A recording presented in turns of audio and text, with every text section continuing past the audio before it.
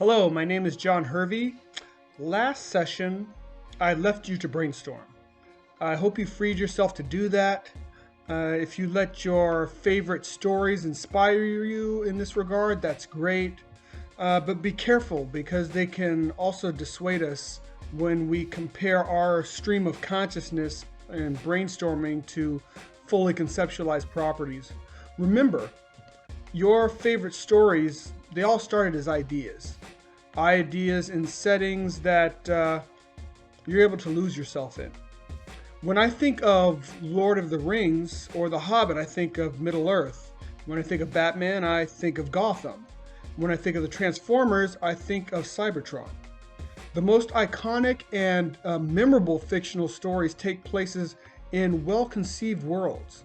Sometimes it starts in the world we know, like the way Marvel started off being set in New York, and then rift into its own universe by adding places like Latveria and Wakanda.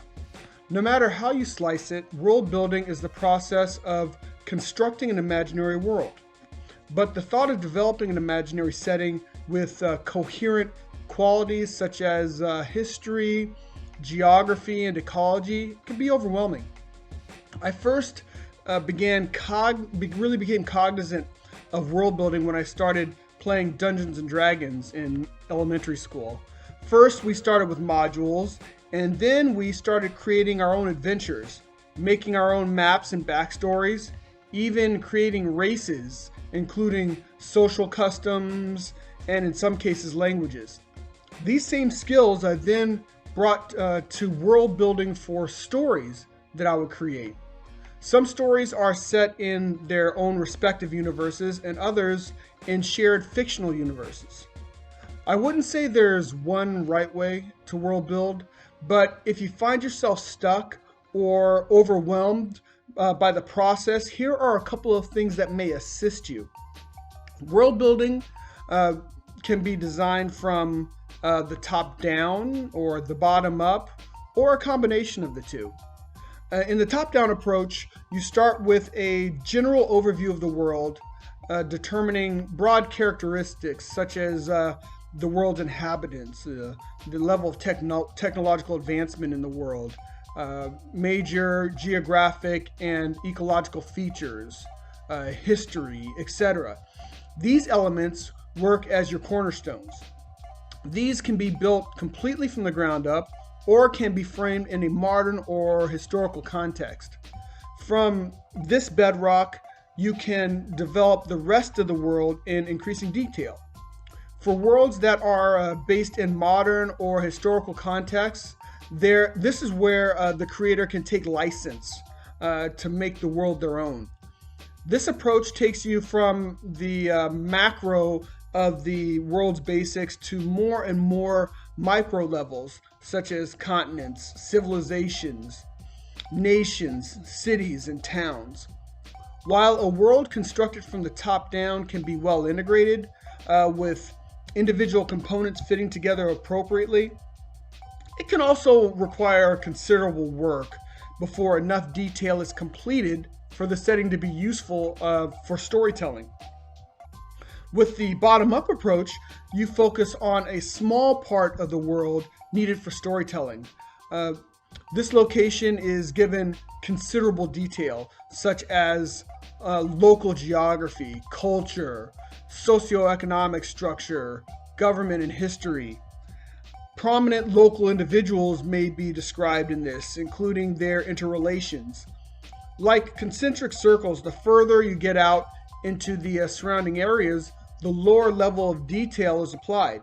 This leaves room for you to subsequently enhance the description of the other areas in the world. So while this approach enables you to get into story writing more quickly, leveraging details pertinent to a certain story or situation, it can yield a world plagued with inconsistencies as your stories expand if there's no view towards the macro. For the Beyond Time universe, I've used a combination of top-down and bottom-up approaches. So I have a world with a consistent macro history and theology / mythos. From there, I have been able to hone in on different slices of geography and history to build out a couple of locales bottom up, like Los Santos, the Decapolis, and Tree City in particular. This really does come with its challenges, because anything that I create is now canon. So sometimes it feels like it takes twice as much work to build from the top down and the bottom up, and have the two sides merge like a well-designed Lego set. Despite requiring considerable work to develop enough detail for a setting to be useful, not every aspect of a setting can be explored. For those unexplored areas, an approach called inferred worldbuilding is useful. Inferred worldbuilding is when the author or creator provides enough detail about the various parts of a setting that readers can extrapolate on what has been revealed through the story to come to their own conclusions regarding specific details that weren't provided. An example of that is in the Arrowverse CW TV shows. Nanda Parbat was referred to for quite a while before it was shown in any episode, but by the time the locale was shown, viewers who had never seen it in comics were already knowledgeable about it from inferred world building via character dialogue. Now, with these pillars of world building, it's time for you to get to it. Next session, we will take this awesome world you're in the process of developing and begin the process of telling a story therein. Please grow with me by subscribing to the Beyond Time YouTube channel, Beyond Time Inc., and registering at beyondtimecomics.com, where you can access the full library of Beyond Time comics.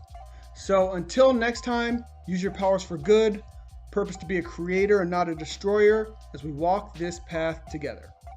Boundless imagination.